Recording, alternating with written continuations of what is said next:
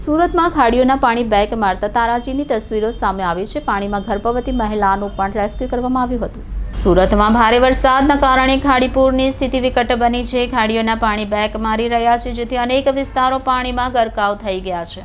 પાંડેસરા વિસ્તારમાં રોડ રસ્તા પાણીમાં ગરકાવ થઈ ગયા છે। ભારે વરસાદના કારણે વૃક્ષ પણ ધરાશાયી થયા છે। પર્વત પાટિયા વિસ્તારમાં પાણીમાં ફસાયેલા લોકોનું રેસ્ક્યુ કરાયું હતું, જેમાં ગર્ભવતી મહિલાને પણ ફાયર બ્રિગેડ દ્વારા ઉગારવામાં આવી હતી।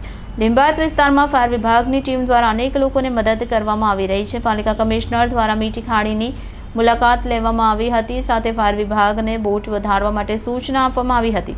ઉંમરલાયક વૃદ્ધોને રેસ્ક્યુ કરવામાં આવી રહ્યા છે। લીંબાયત વિસ્તારમાં હાલ ભારે તારાજગી સર્જાઈ છે। પાંડેસરા વિસ્તારમાં ખાડીના પાણી બેક મારતા રોડ રસ્તા પાણીમાં ગરકાવ થઈ ગયા છે। ભારે વરસાદના કારણે વૃક્ષો પણ ધરાશાયી થયા છે। આકાશ ભૂમિ પાસે વૃક્ષ ધરાશાયી થતાં વાહન ચાલકો પરેશાન થયા છે। વૃક્ષ ધરાશાયી થવાના કારણે એક સાઈડનો રસ્તો બંધ થઈ જતા કામ પર જતા લોકો મુશ્કેલીમાં મુકાયા છે। ખાડીના પાણી રસ્તા પર ફરી વળ્યા છે, સાથે જ ઘરમાં પણ ઘૂસી ગયા છે। પાણી ભરાયેલા વિસ્તારમાં ફાયર બ્રિગેડ દ્વારા બોટ વડે રેસ્ક્યુ કરવામાં આવી રહ્યું છે। ગીતાનગર પર્વત ગામ માટે ગર્ભવતી મહિલાનું રેસ્ક્યુ કરવામાં આવ્યું હતું। ફાયર વિભાગ દ્વારા મહિલાને બોટમાં બેસાડી રેસ્ક્યુ કરવામાં આવ્યું હતું। ખાડીઓનું લેવલ વધતા અલગ અલગ જગ્યાએ પાણી ભરાવાનું શરૂ થયું છે।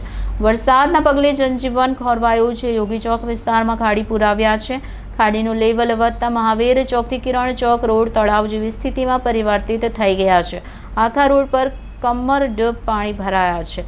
આસપાસની દુકાનોમાં ખાડીના પાણી ઘૂસ્યા છે અને વાહન ચાલકોના વાહનો રસ્તા પર બંધ પડી જતા હાલાકીની સ્થિતિ સર્જાઈ છે।